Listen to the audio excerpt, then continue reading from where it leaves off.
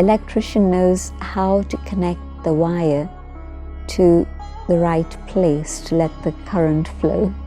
So Dadi's a bit of an electrician. She knows how to join the wires together. When she was with you, you had her attention 100%. And she made you feel special. She made you feel that nobody mattered in that moment except you. I stopped in front of her and she actually said something to me that was, to me, it was so powerful. And all of a sudden, I completely started sobbing. And I want to tell you, no one has ever made me cry in my entire life. I mean, even when my parents died, I didn't shed a tear. I don't cry.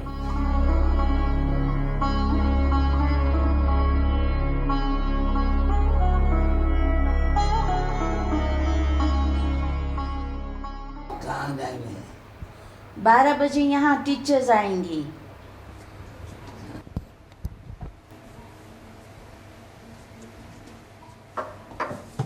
She does this every time I put powder on. She takes my sari and she wipes her face with it.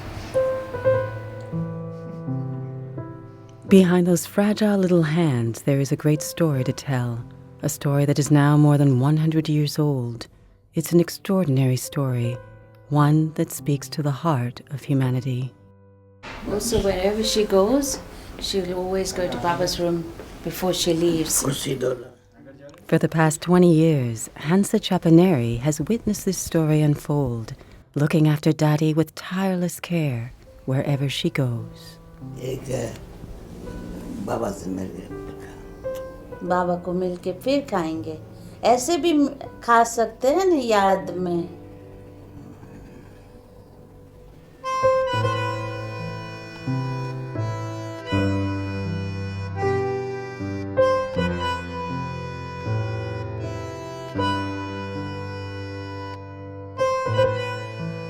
I think right from the young age,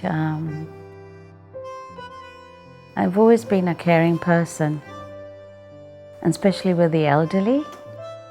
And when I used to look at Dadi, I used to feel how nice it would be to look after Dadi. Just very subtle. When Dadi used to be going to different programs in the UK, 1 hour, 2 hour drive, I used to really feel for her that everybody's gone to sleep and how will Dadi come in and and she has to climb these stairs and she might need something, she might want something. How can I go to sleep? Everybody's gone to sleep, who will help her? I used to have these feelings, Every detail is highly significant in Dadi's story, every step she took. And 20 years ago, Hansa could never have imagined the journey that would give Dadi the power to touch so many lives. She is the one who opened the door of my heart to allow God to come in.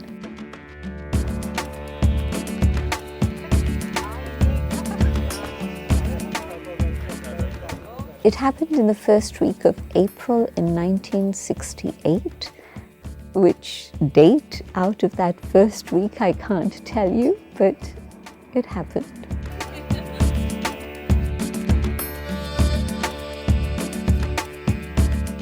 What happened was she spoke to me about conscience, and that was a very important trigger because I'd been thinking about choices and how to make choices and feeling that I didn't have enough capacity to be able to make my choice.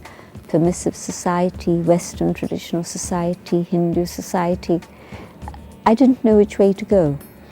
And she picked up on that. And so she talked to me about cleaning the conscience. And I said, how? She said, meditation. So then I came back that same evening to start my course.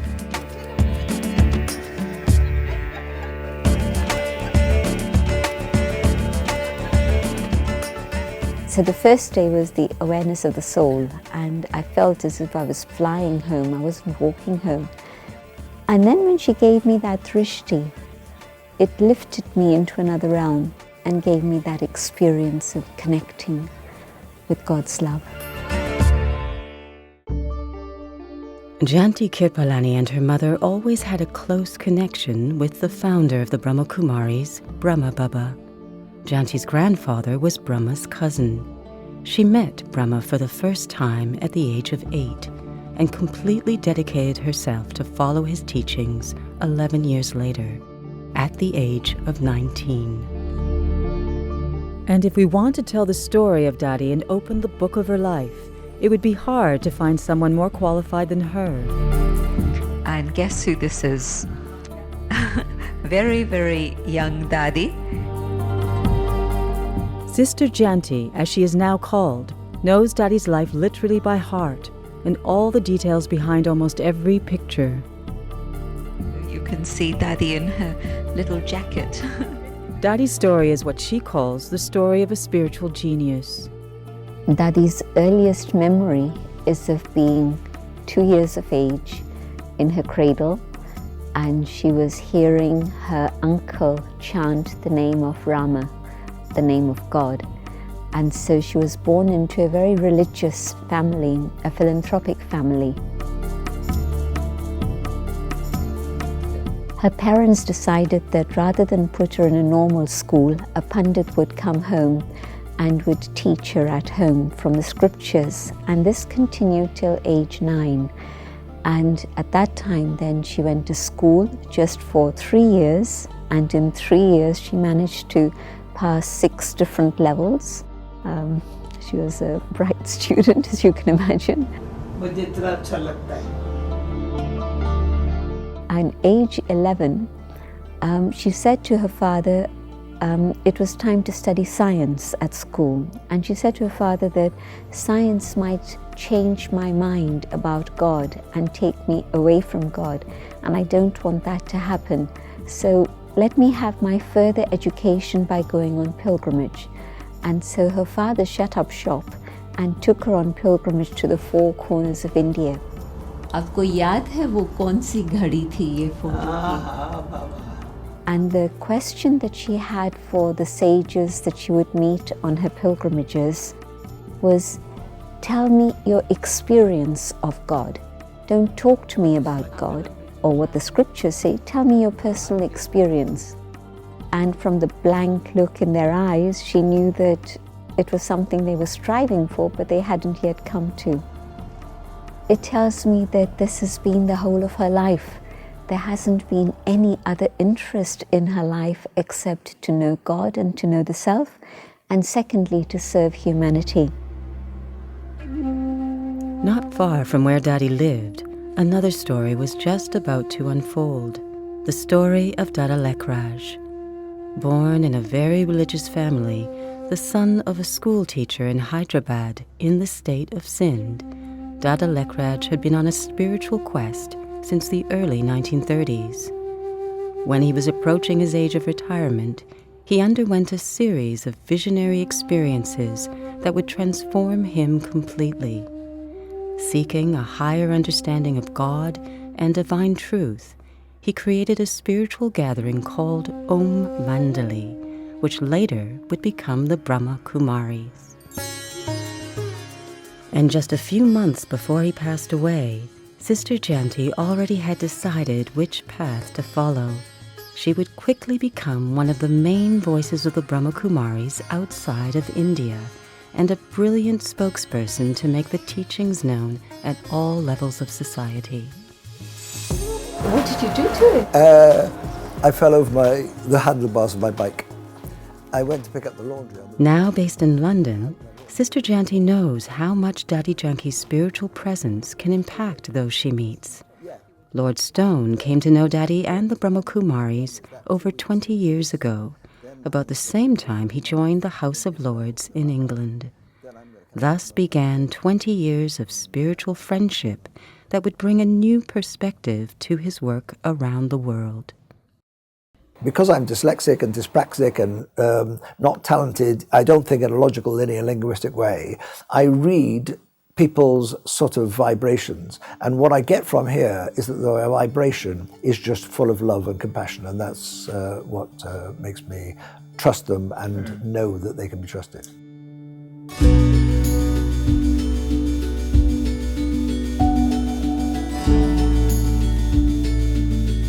Now, what the Brahma Kumaris and Dadi Janki in particular taught me was that there isn't only one truth. That there's your truth, Andrew, from your culture, and there's their truth from their culture. And that what you have to do is to open your heart and realize that people have different truths. And the trick is to work out how these different truths can live together. And therefore, you listen to somebody more intently. You understand why they believe what they believe, and you accept that they believe that, and you know that you believe something else, and then say, well, how can we work this out together? Now, this has been massively helpful for me. I'm working at the moment with Palestinians and Israelis and Egyptians and Jordanians, and what I'm able to do, and they all can feel this, is that I understand their narrative.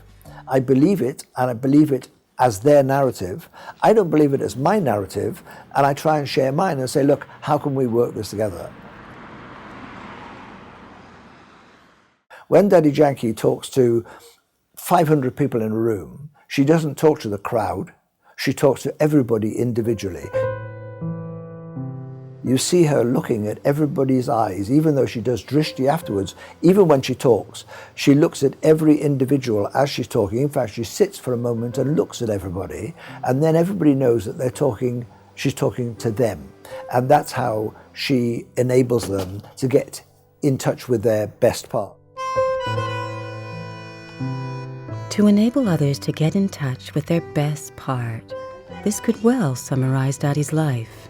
Now well over 100 years old, her love for her close friends is always moving to watch.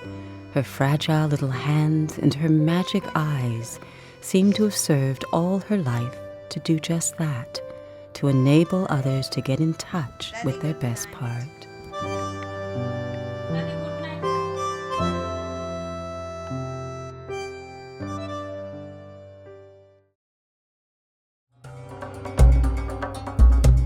In 2010, Dadi Janki decided to revisit where it all started for her. For the first time in over 60 years, she returned to Pakistan, to what had been the Indian state of Sindh before the partition of India. This was where she was born in 1916. In 1937, Brahma Baba had just created a trust to which he surrendered his wealth. The trust was composed of young women to look after the growth of the movement. For Dadi Janki, this was walking in the footprints of her past, when she met Brahma for the first time in that year of 1937. She was out in the park in the early morning hours with her father, and she saw this person coming towards them. And afterwards, she said to her father, "Did you see that?" And it was clear that he hadn't noticed anything different. It was just courtesy and hello, and you move on. But what she saw was light. She didn't see this man, she saw this amazing glow of light. And that made her understand that something very unique had happened. And when she investigated further, she found the teachings that were being shared through this man. At that time, Dadi was only 21 years old, and before being able to fully join the group, she had to find ways to leave a painful marriage that was imposed upon her. When Dadi finally moved in with the other women, she was asked to take on a very special responsibility.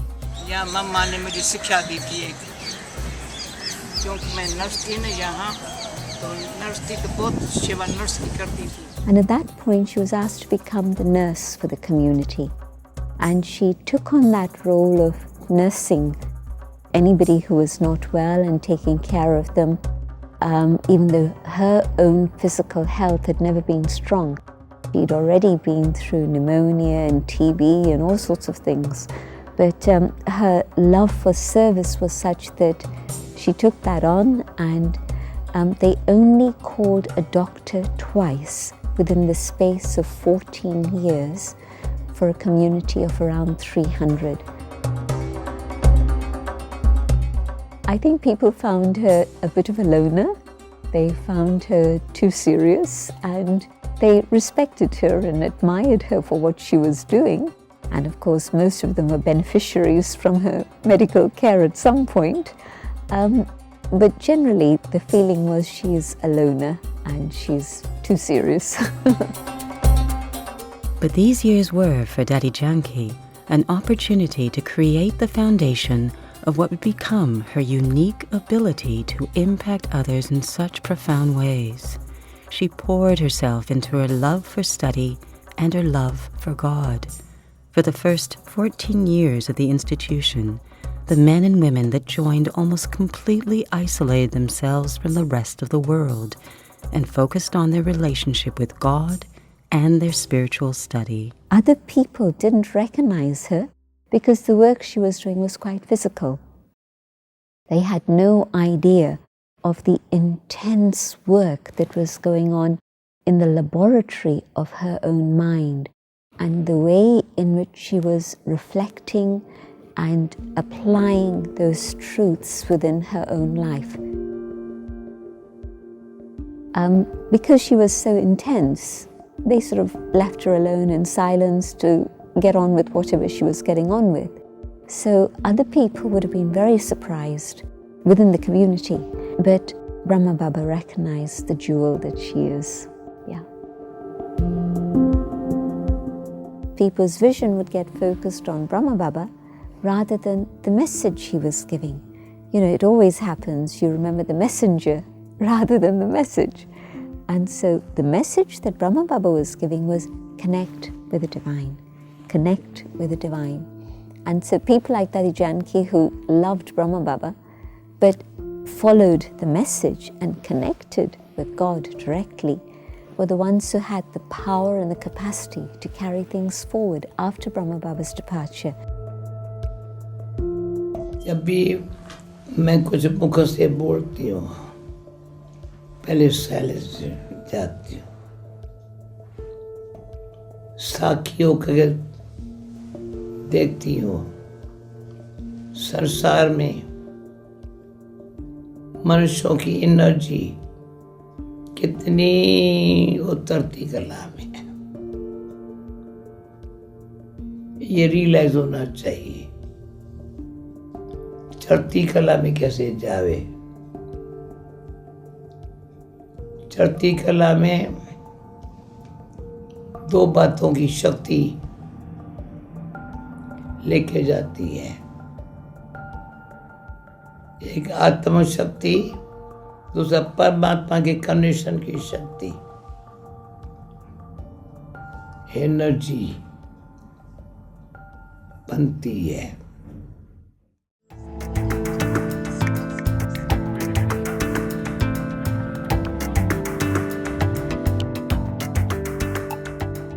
From 1974 through to 1978, Dadi and I lived in Tennyson Road, and in that period there was some weeks in which it was just Dadi and me. There was nobody else at all, so that was very interesting. Yeah. When Dadi Janki arrived in London in 1974, in the house on Tennyson Road, a few senior teachers of the organization had already been there for a few years, since 1971. But Dadi's presence would change everything. Every time I go there, the memories of the Dadis having stayed there comes alive. So it's still very sacred and special. And so it's a very special place still. Welcome, brothers. This room has very good vibrations because Dadi and I used to stay there. We actually lived here in the night and did classes during the day and the early morning. So our early morning meditation was also here.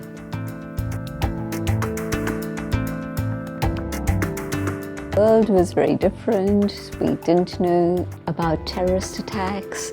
We didn't know about suicide bombs. It was a very different world. It was around that time that meditation had just come into vogue and people were thinking about, you know, the flower power people. Have you heard of them? the dining table was there and the cooking area was here. In theory, I had known that these teachings are for the world, but I didn't have any example in front of me to tell me that this is the reality. And now I was seeing people of different culture, different race, different religion come, and the way Dadi would explain to them. I would do some of the teaching, but Dadi would then meet with them, explain further, answer their questions, and then nurture them through the whole shift from being out there in the world to becoming a yogi. Still living out there in the world, but now with yogic principles.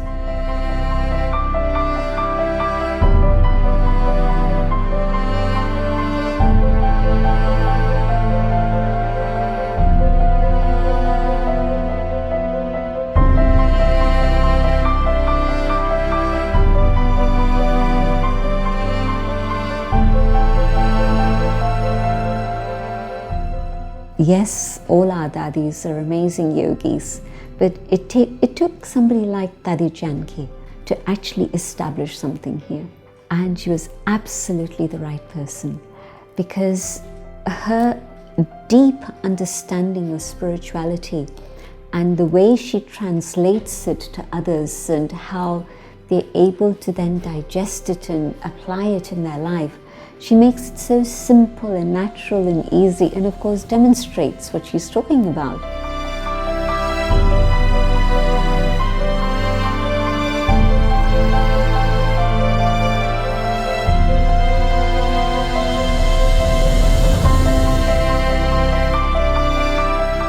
सच्ची दिल है, मजबूत दिल है.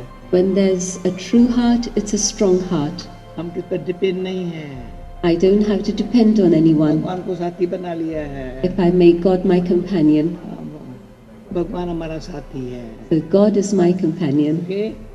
Thank you. Om Shanti.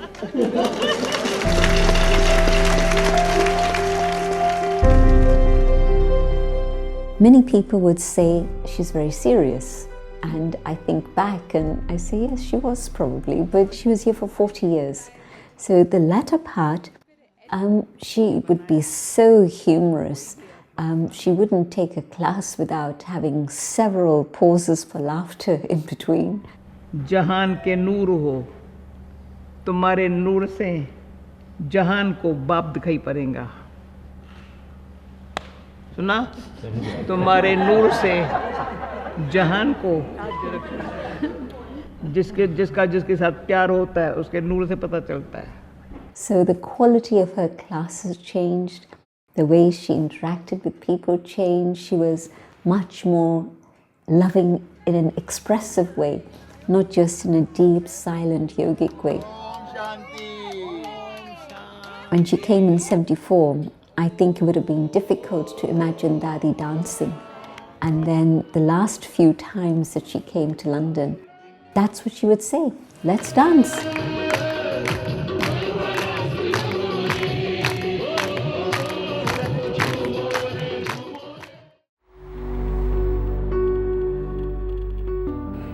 From a small little apartment on Tennyson Road, Dadi Janki brought the Brahmakumaris to the level of a full international organization.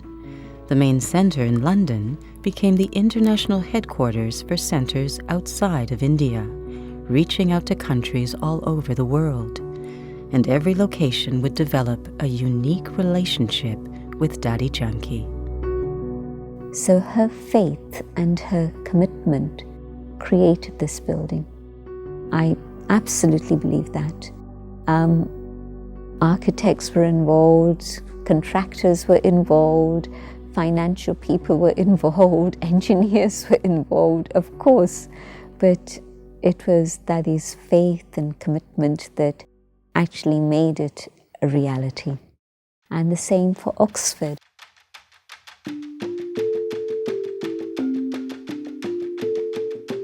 It was also Dadi Janki who inspired the Brahmakumaris to purchase in 1993 a unique property in Oxford. This would become a retreat center where thousands of people would come every year for spiritual renewal. Yeah, I think I must have been 26, something like that.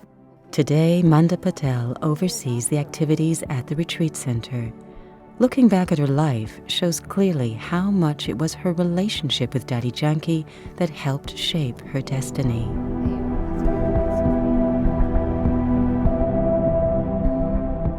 And by the time I was 21, I don't know, something just made me feel like I really need to think about what do I want. Do I really want to do this thing that, you know, everybody... There's a part of me that did want to get married and did want to be kind of, you know, have a happy life like that.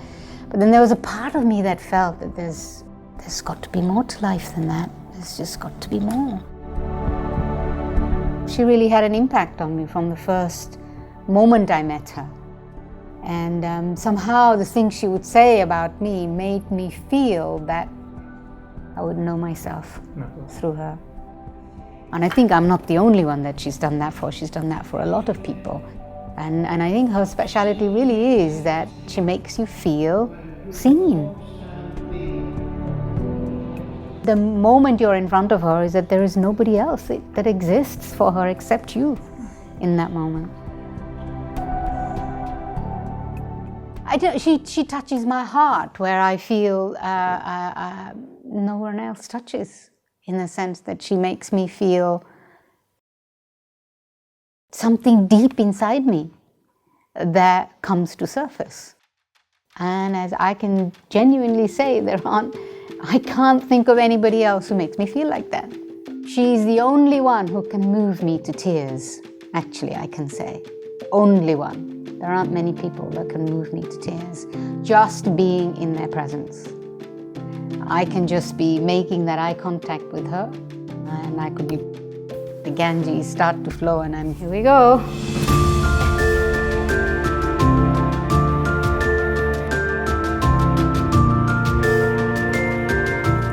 Well, she worked on me a lot. Sometimes she worked on me with love, and sometimes she worked on me with taking a little stick when I was misbehaving a little bit. She was tough. She had high expectations of you. And but you know, I felt that she saw my potential and had the high expectations, and I felt that I could, I danced to the tune. And I know that some who couldn't, they just kind of got out the way. She always had a very high vision for people. When she saw the potential, she never let go of that, even when they didn't see it.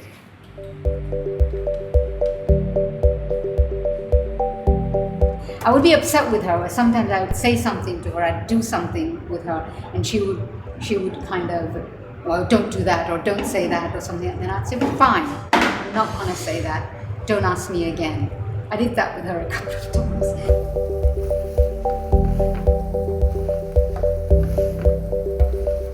And I have to say, she played different roles for me. She was a teacher, she was a friend. I could say things that I was having difficulty with, probably with her, more than I probably could with anybody else, because I kind of felt like she was always sympathetic, or she would understand and she would say, look, don't worry about it. She would make me feel that even if you're going through difficult times right now, it's going to be okay. And she trusted me to go through it and come out the other side. Heavy.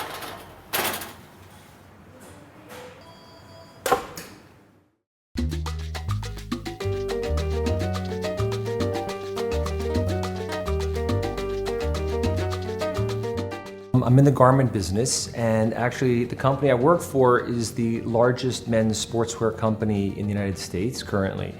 And the job that I do is called sourcing. So what sourcing does is when the designers design the collection, it's our responsibility now to make it a reality. So we have to find the fabrics, we have to find the fabric mills, we have to be concerned about the quality of the garment, and we have to ensure that the garments arrive into the United States on time. It's nothing, it's easy as pie, and my stress levels are low, etc. No, I do actually have high blood pressure. Oh my God, look at this. This is the biggest meeting we've ever had. Brad Arkin is highly skilled in interacting with others. But when he met Dadi Janki after joining the Brahmakumaris in 1986, nothing magical happened. It will take years and many experiences with her before he could really create a strong bond with Dadi. Dadi Janki came to my office in 1997, actually. It was very interesting. The day that she came, I had set up one of the showrooms we had downstairs. I set it up. I was like really excited and everything was ready. And 30 minutes before showtime, the power in my building went out. The phone system went down and the power went out for no reason. And I was so stressed. Like, Daddy's coming. I got her to come. This is no small thing. The power's out. And all that was on was one emergency light in the showroom of the office. And I'm like, oh, what's going to happen? What's going to happen? Well, what happened was actually really quite interesting. Because the power was out, because the phones were down, every single person in the office had nothing to do. They all filed into the showroom, 100 people. And I was expecting maybe 15, 20 max, because this is back in 1997. So, some people might have been curious, but, most people weren't interested. And he said meditation, it didn't mean anything to anybody at that time. And since we're an import company, she told everybody, which was really amazing. She said, you have to import power from God and export that power to people. And actually, one of the salesmen in the room, who was like a real jokester, real character, told me that in the meditation, he actually had a vision of Christ in the showroom. And after that, everybody was totally touched. For years later, everybody, I go in their cubicle, people kept for 10, 15 years, they kept the program up, and Daddy's little, some little note card that they give out of the program, they kept it up like pinned on their walls.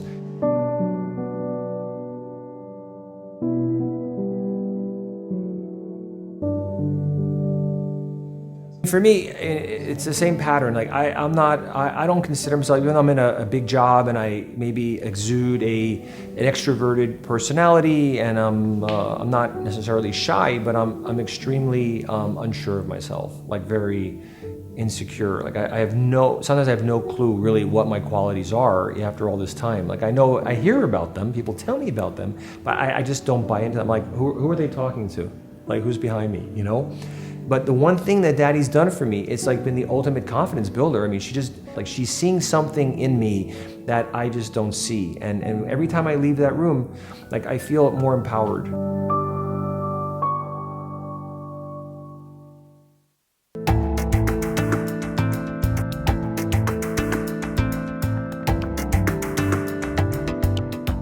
As the world keeps on moving at a fast speed in a spin of constant change, Dadi Janki's ability to remain so determined to share God's love with the world seems to give to many the strength to return to the spiritual core of their being. Okay, so this is a very personal story. So I have no capacity to love myself. I find it very difficult. I can love other people, but then when I try to love myself, I find it very difficult because, as I say, I had an abusive childhood.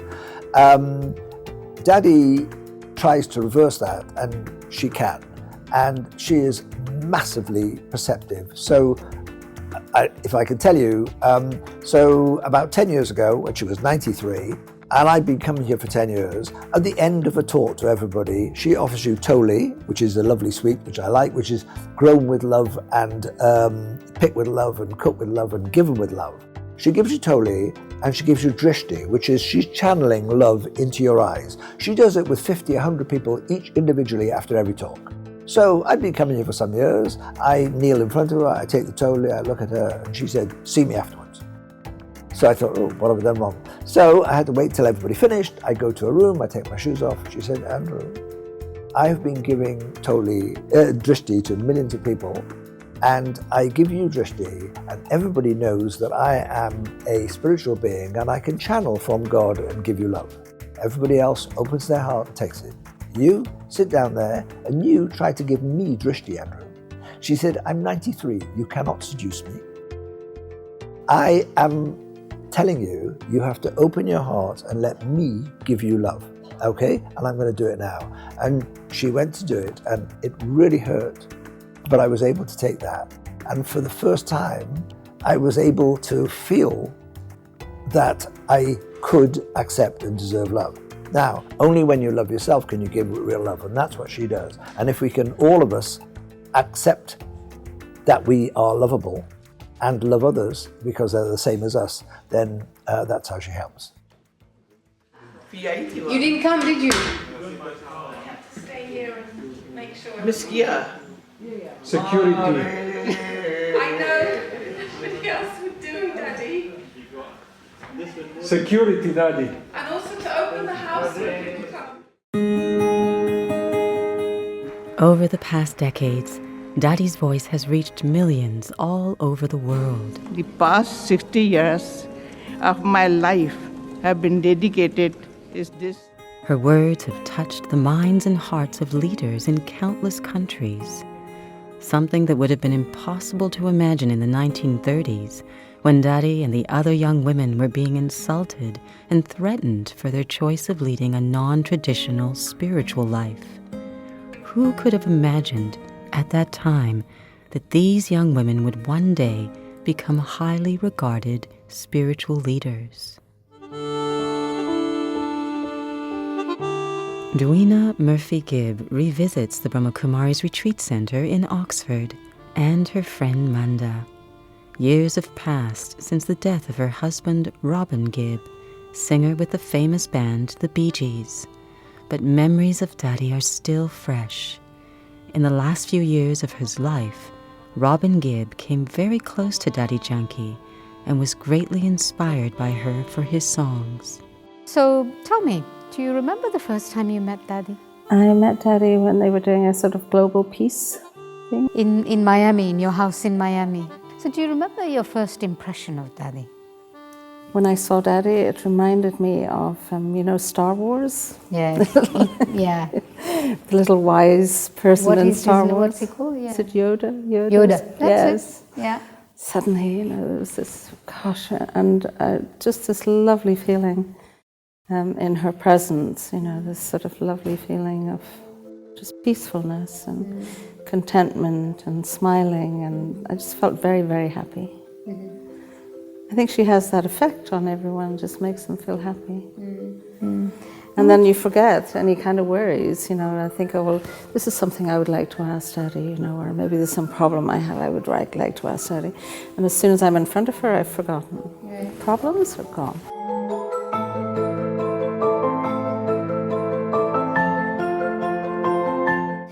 I actually witnessed Robin meeting Dadi a few times and always felt his willingness to come and meet Dadi and be with her. I know Robin was lovely. He just sort of, I think he fell in love with Dadi a bit, whenever she came to the house and was talking to her, and he was he felt close to her wisdom.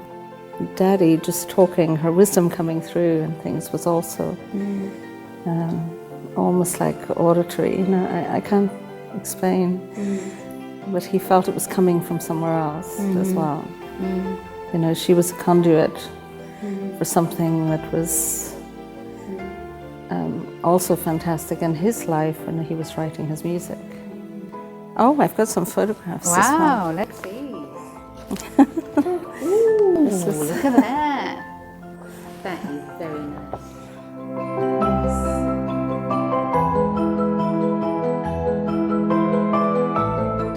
That Robin had written a song, didn't he? Yes, Mother of Love. Yeah, tell me about that song. He was inspired to write the song, Mother of Love.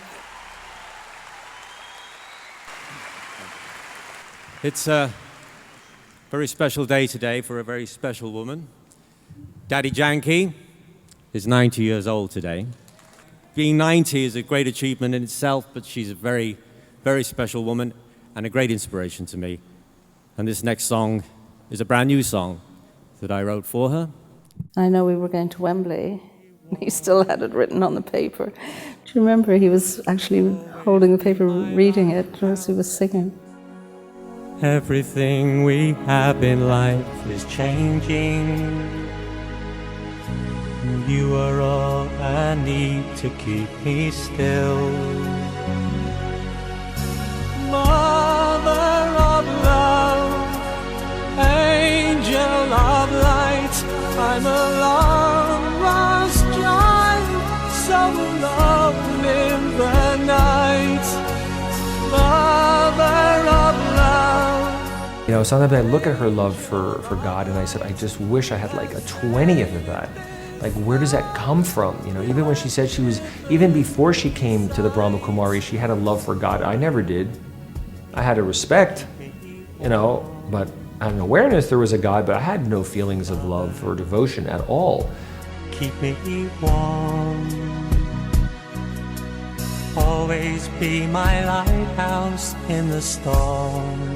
Sometimes I just want to taste that for like 1 second. Like, what is that like? Mother of love, angel of light, I'm a long lost child, so alone in the night. Mother of love, angel of light, you have saved this soul, you have woken me, Mother of love.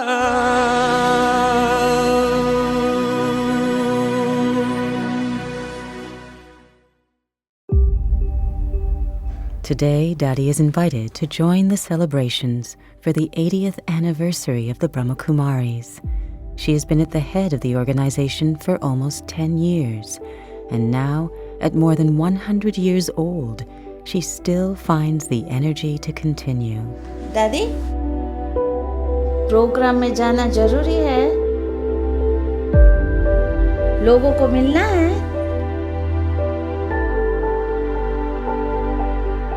क्यों नहीं गुजरना? उसमें कुदरती लिखा है, सच्ची दिल पर साहिब राजी। तो मैं भी हिम्मत बच्चे मदद बाप, नियत साफ, मुराद जो संकल्प कर रहे ना हो जाता है। परमात्मा बाप कौन है, कैसा है, उसको पहचानने से जो ताकत आती है, ताकत सबको काम करती है।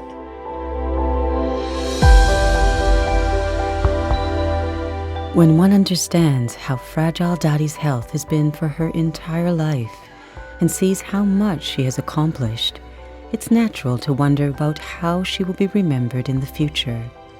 Will this exemplary life become a memorial to inspire spiritual seekers to uplift their own lives? And for those who received so much benefit from her, how will they honor her memory in their personal lives?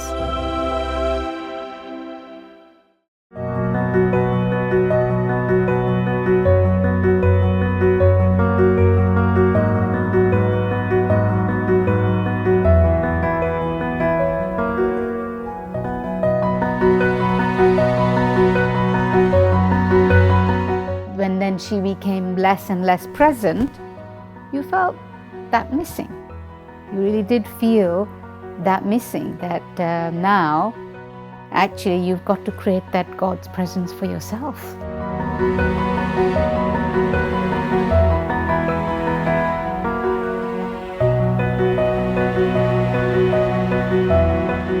And nowadays people are asking me, like, I need to meditate. The other office we have in New York asked if they could have meditation classes as well. And I never actually pushed it. Human Resources approached me about it. They said, can we have meditation on site? My thing, when Daddy does leave, it will be a big loss. But the only way to honor, her life will be to, to become everything that she's pumped into me. One day I hope that I will actually, make good on all of those things that she has told me about myself. I feel that I need to honor her and what she's, all the time I spent with her by actually, doing that.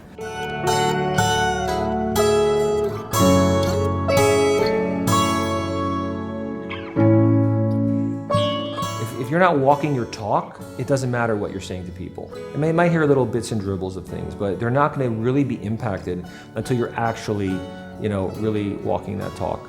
So she's helped me walk that talk.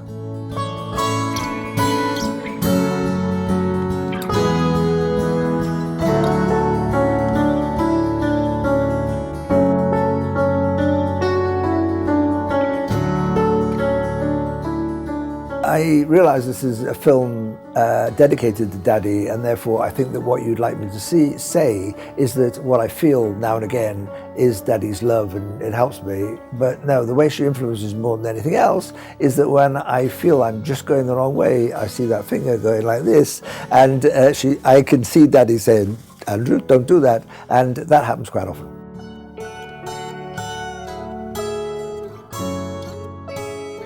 I know that I have to make myself very strong, that at least I helped her up until this age, to keep her going. And yeah, no one's going to live eternally. Before, like all these years when I was just helping her, and it was like, just a helper and, Daddy's carer. But now it's more that motherly love. It's different, it's intense now. That's my little baby. And, I have to take care of this little baby, with whatever energy, whatever, however I can.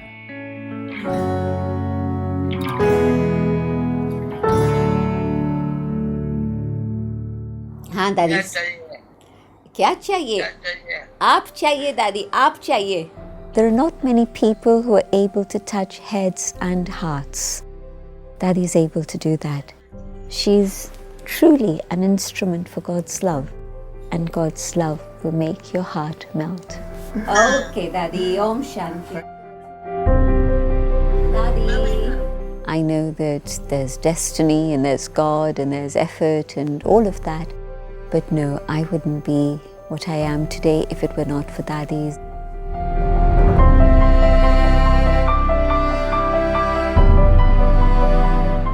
The hearts and lives she's touched. This is the legacy. And just like people here in this room, we've all been touched by Dadi. And so I think that this is maybe the biggest legacy you can leave, touching people's lives.